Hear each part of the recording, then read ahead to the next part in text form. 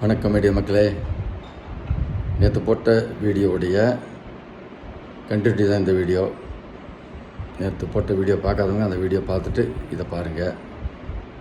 அதாவது இளையராஜா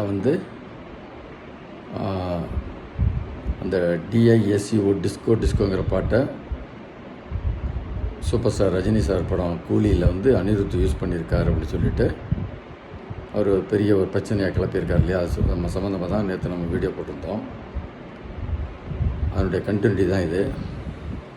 அதாவது பார்த்திங்கன்னா இளையராஜா என்ன சொல்கிறாரு, அதுக்கு உரிமை கேட்டிருந்தார். அதுக்கு கங்காமரன் கூட சொல்லியிருந்தார். இது மாதிரி அவர் தம்பி கங்காமரன் அவர் ரொம்ப நியாயமாக தான் பேசியிருந்தார்.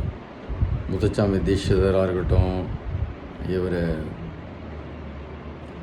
தியாகராய சுவாமிகளுடைய கீர்த்தனைகளை இவர் கையாண்டதாக இருக்கட்டும், அதெல்லாம் பண்ணியிருக்கேன். நீ அதுக்கெல்லாம் அதுக்கெல்லாம் அவங்களுக்கு எதுவும் தொகை கொடுத்தியான்னு கேட்டிருப்பார் காட்டவும். அதுதான் போன வீடியோ நம்ம சொன்னோம். இப்போ இந்த வீடியோவில் பார்த்திங்கன்னா இளையராஜா அவ்வளோ தூரம் பேசுகிறாருல. பெரிய இசைஞானி தான், பெரிய இசையில் மிகப்பெரிய ஒரு சாதனையை பண்ணியிருக்காரு, அதில் மாற்று கருத்தே கிடையாது. இருந்தாலும் இவர் பிரியான்னு ஒரு படம் வந்துச்சு இல்லையா, சூப்பர் ஸ்டார் ரஜினி ஸ்ரீதேவி நடித்த படம். அந்த படத்தில் அக்கறை சீமை அழகினிலே மனம் ஆடக்கண்டேனே அப்படின்னு சொல்லி ஒரு அருமையான ஒரு பாடல் வரும். அந்த நேரத்தில் அது சூப்பர் டூப்பர் ஹிட்டு பாட்டு. அது இளையராஜா அவர்களே, அது உங்கள் டியூனா சொல்லுங்கள். யூடியூப்னு ஒன்று வரும். உலகத்தில் நடக்கிற எல்லாத்தையும் எல்லோரும் தெரிஞ்சுக்க முடியுங்கிற விஷயம் தெரியாமல் நீங்கள் பண்ணின விஷயந்தான் அது. அது கைட்ஸுன்னு சொல்லக்கூடிய ஒரு இங்கிலீஷ் ஆல்பத்துலேருந்து நீங்கள் உருவியை போட்டு கொடுத்த டியூனுங்கிறது யூடியூப் பார்க்குற எல்லாருக்கும் தெரியும். இசைஞானி அவர்களே சொல்லுங்கள், அந்த கைட்ஸ் ஆல்பம் பண்ணாங்கல்ல, அவங்களுக்கு இந்த டியூனை யூஸ் பண்ணுறதுக்கு நீங்கள் அவங்கள்ட்ட பர்மிஷன் கேட்டிங்களா, இல்லை அது பெரிய அளவில் ஹிட் ஆகி பெரிய அளவில் சம்பாதிச்சிங்களே, அவங்களுக்கு ஏதாவது தொகை கொடுத்தீங்களா? எதுவும் இல்லைல்ல. அதனால் தயவு செய்து என்ன, தலைக்கணம் வேண்டாம். தலைக்கு மேலே கணம் இருந்துச்சுன்னா அப்படியே அமுக்கிடும். இப்போ விஷயம் என்னென்னா, அனிருத் இவ்வளோ பெரிய சம்பளம் வாங்குறாரு, இவ்வளோ பெரிய ஹிட்டுகள் தொடர்ந்து கொடுக்குறாரு, தொடர்ந்து மிகப்பெரிய எனக்கு மோஸ்ட் வாண்டட் மியூசிக் டைரக்டர் இருக்கார் அப்படிங்கிற ஒரு காழ்ப்புணர்ச்சியில் தான் நீங்கள் இதெல்லாம் பண்ணிக்கிட்டு இருக்கிறீங்க. அதே மாதிரி பார்த்திங்கன்னா முரட்டுக்காலை சாங்ஸ் எல்லாம் சூப்பர் ஹிட் ஆனதுக்கு ரஜினியினுடைய மேனரிசம் அண்ட் ஆக்டிங், அவருடைய ஸ்கிரீன் ப்ரெசன்ஸு அது மிகப்பெரிய காரணமாக இருந்துச்சு. பொதுவாக என் மனசு தங்கம் ஒரு போட்டி நான் விட்டா சிங்கம்னு சொல்லி, ஏன்னா அந்த ரஜினிக்கு எதிராக நீங்கள் இந்த கூலியில் அந்த டிஸ்கோ சாங்கை யூஸ் பண்ணதுக்கு நீங்கள் அவர் மேலே நீங்கள் போர் தொடுக்குறீங்க. நினச்சி பாருங்கள், நியாயமாக கொஞ்சம் கூட நியாயம் இல்லைங்கிறது உங்கள் மனசாட்சிக்கே தெரியும்.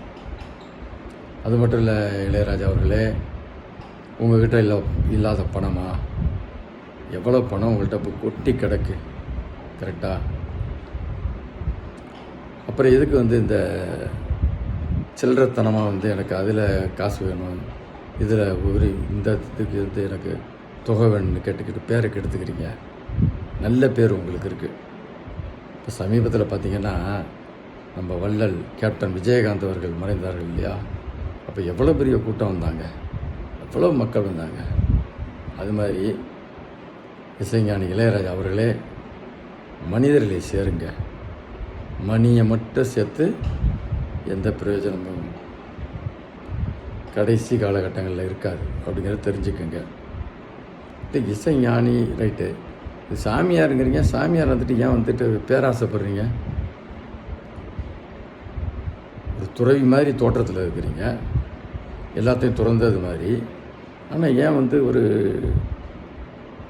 இவ்வளோ பெரிய பேராசை எதுக்காக? அதுமாதிரி அடுத்தவங்க வளர்ச்சியை பார்த்து மிகப்பெரிய அளவில் வந்தாங்கன்னா அவங்கள பற்றி எதுக்கு காழ்ப்புணர்ச்சி? இன்றைக்கி அவ்வளோதான், உங்களுக்குன்னு ஒரு டைம் ஓஹோன்னு கொடி கட்டி பறந்தீங்க. இன்றைக்கி யங்ஸ்டர்ஸு அவங்க கொடி கட்டி பறக்கிறாங்க.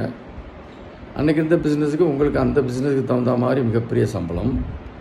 இன்றைக்கி இருக்கிற இசையமைப்பாளர்களுக்கு, அனிருத் போன்ற இசையமைப்பாளர்களுக்கு இன்றைக்கி எந்த இருக்கிற பெரிய பிஸ்னஸுக்கு தகுந்த மாதிரி அவங்களுக்கு பெரிய சம்பளம் தானே.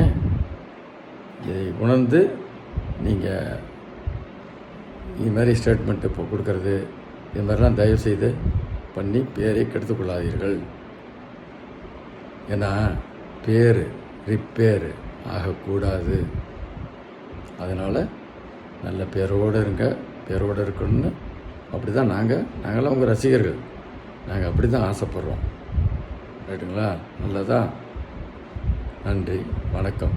மக்களே, இந்த வீடியோவை நீங்கள் அதிக பேருக்கு ஷேர் பண்ணுங்கள். நன்றி, வணக்கம்.